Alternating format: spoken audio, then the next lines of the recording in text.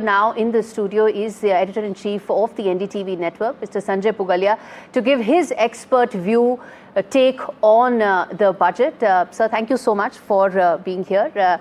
And decode for us, sir, explain to us why this budget is transformative. हम headline की बात कर रहे हैं, 12 lakh rupees. But talk to us, sir, about what you think are the key highlights of the budget. Thanks Gauri. सबसे पहले तो कहता है ना, अटेंशन ग्रैब करने के लिए उसमें मेरा पहला डायलॉग ये है कि ये RRR है। बहुत ही रिस्पॉन्सिबल बजट है, रिफॉर्मिस्ट बजट है और रिवॉल्यूशनरी बजट है जहाँ तक देश के इकोनॉमिक गवर्नेंस का सवाल है। लेकिन जहाँ तक पॉलिटिकल इकोनॉमी का सवाल है या पॉलिटिक्स का सवाल है, तो इसका एक लाइटर वेन में हेडलाइन ये हो सकता है कि आज बिहार के चुनाव का ऐलान हो गया और दिल्ली का बूथ कब्जा हो गया। क्योंकि मिडिल क्लास को इतनी बड़ी राहत दी गई है और ये 97 के बजट के बाद हुआ है कि जिनकी इनकम 12 लाख तक है उन पर कोई टैक्स नहीं होने वाला। ये एक बहुत बड़ा रिलीफ है और 25 लाख रुपए तक आप समझ लें कि 25 लाख के बाद 30% का टैक्स लगेगा। ये रिलीफ किसी भी फ्री बी जो कि एक इर्रिस्पॉन्सिबल तरीका होता है उससे ज़्यादा बड़ी रिलीफ है और बहुत बड़ी आबादी को ये रिलीफ है। इससे दो चीज़ें होंगी कि कंजम्पशन बूस्ट होगा। कंजम्पशन बूस्ट होने का मतलब होता है कि अब आप इन्वेस्ट करने के लिए प्राइवेट सेक्टर को एक आधार दे रहे हैं कि आइए इन्वेस्ट करिए, कैपेसिटी बढ़ाइए, यानी कि नौकरियां क्रिएट होंगी। नौकरियां क्रिएट होंगी तो आपका ग्रोथ बढ़ेगा, जो हमारी सबसे बड़ी ज़रूरत है। मैंने शुरू में क्यों कहा कि RRR रिस्पॉन्सिबल इसलिए है कि फिस्कल डेफिसिट के नंबर पे जो वादा था उस पर ये बिल्कुल अड़े हुए हैं और 4.8 से अब अगले साल के लिए 4.4 का फिस्कल डेफिसिट का टारगेट इन्होंने रखा है। कैपेक्स थोड़ा बढ़ाया है सरकारी खर्चा इन्वेस्टमेंट्स के लिए, ग्रोथ के लिए, लेकिन बहुत ज़्यादा नहीं बढ़ाया। ये भी उनकी रिस्पॉन्सिबिलिटी के बिहेवियर पैटर्न को बताता है जो लगातार FM इतने वर्षों में इस पर ध्यान देती आई हैं, या पूरी मोदी सरकार फिस्कल प्रूडेंस को लेकर के हमेशा बहुत सीरियस रही है। दूसरी बड़ी चीज़ कि अब आप जब इसको इकोनॉमिक इंजन को बढ़ाने के लिए इन्वेस्टमेंट, पावर हो या माइनिंग हो या अर्बन इंफ्रास्ट्रक्चर हो, सब पर आप जोर लगाएं। उसके अलावा जॉब क्रिएट करने के लिए ग्रास रूट पे जो एग्रीकल्चर के लेवल पे, रूरल के लेवल पर काम होना है, उसके बारे में बहुत पॉइंटेड और स्पेसिफिक टारगेटेड स्कीम्स हैं। एग्जाम्पल, 100 ज़िलों में प्रधानमंत्री धन धान्य कृषि योजना, अब वो एक ऐसा बूस्टर डोज बनेगा। अब पूरे देश में एक लागू करो और टारगेटेड तरीके से काम करो, उसमें बहुत फ़र्क पड़ जाता है। तीसरी चीज़, इन्वेस्टमेंट बढ़ाने के लिए, चाहे वो देशी हो या विदेशी, कंजम्पशन का टैक्स रिलीफ का एक बड़ा आधार बना करके आपने कंप्लायंस पे, ईज़ ऑफ डूइंग बिजनेस पे इसमें बहुत ज़ोर लगाया है और उसमें देशी और विदेशी निवेशकों के लिए कंप्लायंस के बहुत सारे बर्डन हटाने के लिए इन्होंने ऐलान कर दिया है। KYC के बारे में जो कहा है कि बहुत कॉम्प्लिकेशन था, उससे बहुत दिक्कत होती थी, उसको ये ठीक कर रहे हैं। बहुत सारे ऐसे भी क्लॉजेज हैं जिसका जिक्र किया है वित्त मंत्री ने, जिसका संबंध FDI से होगा, मल्टीनेशनल्स यहाँ आकर के पैसा लगा सकें। इसी प्रकार इंश्योरेंस में 100% का FDI 74 से बढ़ा करके, ये भी एक बहुत बड़ा कदम है। तो मैं ये समझता हूँ कि रिवॉल्यूशनरी मैं इसलिए कह रहा हूँ कि मिडिल क्लास को एक एनर्जी देना, जो इनका एक बहुत बड़ा वोटर तबका भी है उस हिसाब से। दूसरा, रिस्पॉन्सिबल इसलिए कह रहा हूँ कि फिस्कल प्रूडेंस का पूरा ध्यान रखा है, बड़ी बात है। तीसरा, रिफॉर्मिस्ट इसलिए कि हमेशा हम बात करते थे कि आप लोगों को ट्रस्ट नहीं करते। पिछला जो कल इकोनॉमिक सर्वे में आया, ये अनंत नागेश्वरन साहब ने जो पूरा एक सर्वे लिखा, उसमें बहुत ही ग्रेशियस भाषा में सरकार का क्रिटिक था, सरकारों का क्रिटिक था कि आप लोगों को ट्रस्ट नहीं करते। आप उनको जब तक ट्रस्ट नहीं करेंगे, रेगुलेशन कम नहीं करेंगे, तब तक वो एनर्जी जनरेट नहीं होगी। तो हमको लगता था कि सर्वे में जो कहा जाता है वो बजट में आए, ज़रूरी नहीं है, लेकिन इस बजट में सर्वे की बहुत सारी क्रांतिकारी बातों को लागू किया गया है। बिल्कुल, दैट लिंक इज देयर, वो दिख रहा है। सर्वे की जो एक बहुत बड़ी बात थी वो get out of the way था, उस पर मैं अभी आऊँगी कि किस तरह से पुश मिल रहा है मैन्युफैक्चरिंग को और क्या एरियाज़ है जहाँ पे डीरेगुलेशन हुआ है। बट पहले सर आपने बोला कि ये सबसे ज़्यादा बड़ा रिलीफ मिला है आज तक। बहुत लोगों से हम अभी बात कर रहे हैं, हमारे रिपोर्टर्स भी हमें बता रहे हैं कि इतना एक्सपेक्टेड भी नहीं था। जो गेस्ट थे वो भी कह रहे थे this beats the expectation we had. हमारी बेस्ट एक्सपेक्टेशन 10 लाख की थी। The fact that the FM has given more than what people were even expecting in their best case scenario, what do you think would have been the thinking to be able to give this kind of a relief to the middle class? ये जाहिर है कि middle class जो है भारत का, या आप SME कहें, व्यापारी कहें, दुकानदार कहें, छोटी कमाई वाले लोग कहें, भारत का ग्रोथ इंजन यही लोग चलाते हैं। जब आप इनको एनर्जाइज करते हैं तो उसका बहुत बड़ा इम्पैक्ट होता है। और ये बात सही है, मैं हंसा इसलिए था आपका सवाल सुन करके कि कल मैं अपने घर में बात कर रहा था तो मेरी पुत्रवधू ने कहा कि आप कितना एक्सपेक्ट करते हैं, तो मैंने कहा 10 लाख, तो उसने कहा हमको लगता है 12 लाख। बस शर्त नहीं लगी वरना मैं हार जाता, और 12 लाख की बात सही निकल करके आ गई। ये एक बहुत बड़ा बूस्टर डोज है कंजम्पशन और इन्वेस्टमेंट के साइकिल को चलाने के लिए। और इसके पीछे जो थॉट है, जाहिर है कि पॉलिटिकल थॉट तो हमेशा रहता ही है। किसी भी डेमोक्रेसी में पॉलिटिकल लीडरशिप का काम है कि अपने लोगों को, जिसको मैं कहता हूं कि टारगेट ऑडियंस को आप कैटर करें, वो तो है ही है, लेकिन ये पूरे इकोनॉमिक साइकिल को बड़ा करने के लिए बहुत ज़रूरी है। दूसरा, इस बजट में बहुत साफ नहीं पता चलता, लेकिन जितने ग्लोबल अनसर्टेनिटी हैं उसमें इस बात का ध्यान रखा गया है कि एक्सटर्नल फैक्टर से हम कितना ग्रो करेंगे के बजाय इंटरनल फैक्टर से कितना ग्रो करेंगे, तो हमारी डिपेंडेंस इंटरनल पर ज़्यादा रहे।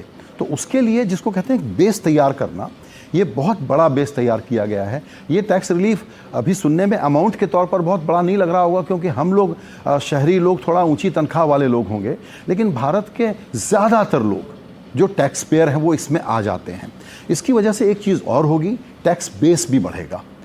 ऑलरेडी भारत में पर्सनल इनकम टैक्स अब कॉरपोरेट टैक्स के ऊपर जा चुका है। तो जो भी 12-14 लाख करोड़ के आसपास का इस वक्त का जो नंबर है, तो जब शुरू में बहुत कम लोग टैक्स देते थे तब हमारा टैक्स कलेक्शन कितना था, और अब का नंबर देखें तो उसमें बहुत बड़ी बढ़त है। तो लोग अब टैक्स देने के लिए ज़्यादा इनकरेज भी होंगे, उनको नज भी किया गया है। ये डीक्रिमिनलाइजेशन जो किया गया है, 2 साल की जगह 4 साल की विंडो दी गई है, ये भी एक जो टैक्स टेररिज्म से हटके टैक्स कंप्लायंस का जो एक एटमॉस्फेयर है उसको बहुत बूस्ट करेगा। आपने बिल्कुल ठीक कहा कि जो पूरा माहौल था, जो इकोनॉमिक एक्टिविटी में जुड़ा हुआ मध्य वर्ग है, साधारण लोग हैं, उनके ऊपर ये तलवार हमेशा लटकते रहती है कंप्लायंस की और क्रिमिनल एक्शंस की। उसके बारे में ये बजट साफ बता रहा है कि करीबन 50% कंप्लायंस ये हटाने जा रहे हैं, और उसके लिए एक कमीशन बनाएंगे जो इस पर जल्दी फैसला कर लेगा। इसी तरीके से अब आप 4 साल तक अगर अपना रिटर्न भर सकते हैं, उसको अपडेट कर सकते हैं, तो ये बहुत बड़ी फ्लेक्सिबिलिटी है। तो वो जो निर्मला सीतारामन ने टर्म यूज़ किया, ट्रस्ट फर्स्ट स्क्रूटनाइज लेटर, ये अप्रोच है, और ये बड़ा ज़रूरी है, क्योंकि अगर आप लोगों का ही विश्वास नहीं लेंगे और उन पर विश्वास नहीं करेंगे, तो वो एनर्जी कहाँ से जनरेट होगी जो आपको 10% का ग्रोथ दे, जो आपको विकसित भारत बनाए। जी, अब बात करते हैं सर, जो इकोनॉमिक सर्वे ने भी कल कहा, इनफैक्ट उनकी तो वर्डिंग्स ये थी, get out of the way. Economic survey ने कहा एसेंशियली डीरेगुलेट करिए, हमें भी अपना एक डोजे अपना बनाना चाहिए, way we talk about more efficient way way less government happens. और उसको लेके मेक इन इंडिया 2.0 की बात की गई है, मैन्युफैक्चरिंग को किस तरह से बढ़ावा देने की बात की गई है, क्रेडिट को और बढ़ाने की बात की गई है, एसएमई पे बहुत फोकस किया गया। सर, आपके हिसाब से कितना इम्पैक्ट पड़ेगा मैन्युफैक्चरिंग में, जो हमारी एक कैपेबिलिटी और दूसरा जो हमारी एस्पिरेशन है उसको लेके?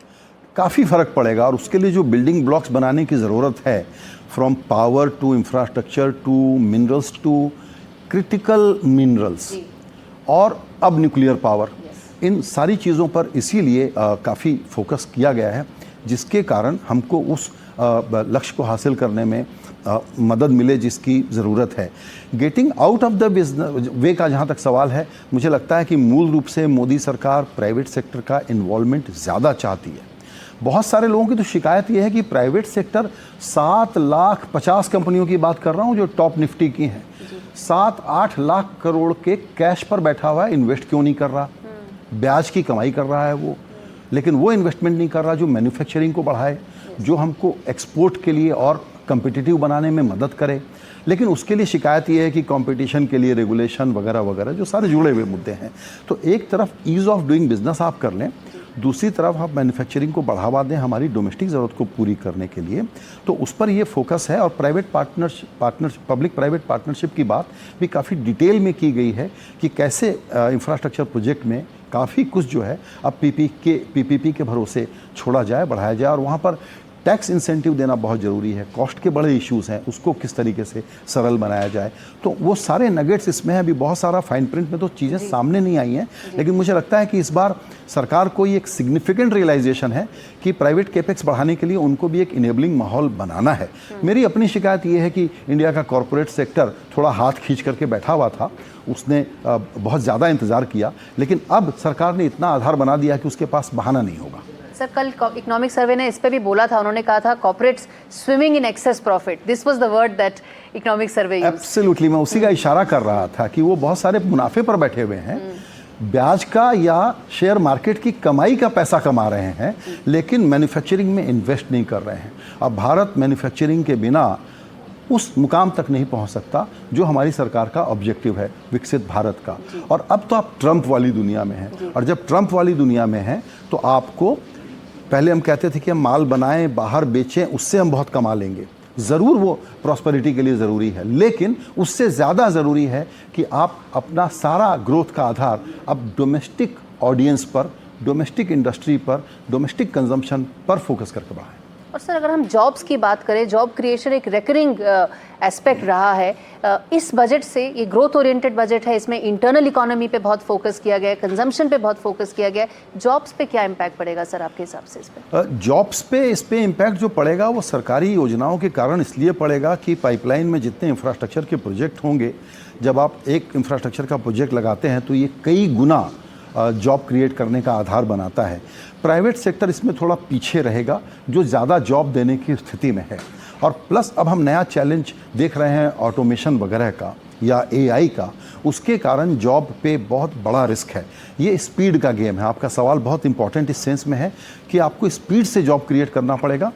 हम थोड़ा सा समझते हैं, जो लोगों से बात करते हैं उनको सुन करके, कि थोड़ा स्लो जॉब क्रिएशन होगा अभी जो माहौल है उसको देखते हुए, और यहीं पर फोकस करना बहुत ज़्यादा ज़रूरी है, जिसमें सरकारी खर्चे पर ही ज़्यादा काम चलेगा इस वक्त। Final question sir, the political impact, आपने शुरू में ये बात कही थी, सबसे पहले बिहार और दिल्ली की बात कही थी, बट लार्जर इम्पैक्ट आपको क्या लगता है इस बजट का, मैसेजिंग का, जो सरकार मैसेज दे रही है इससे, उसका?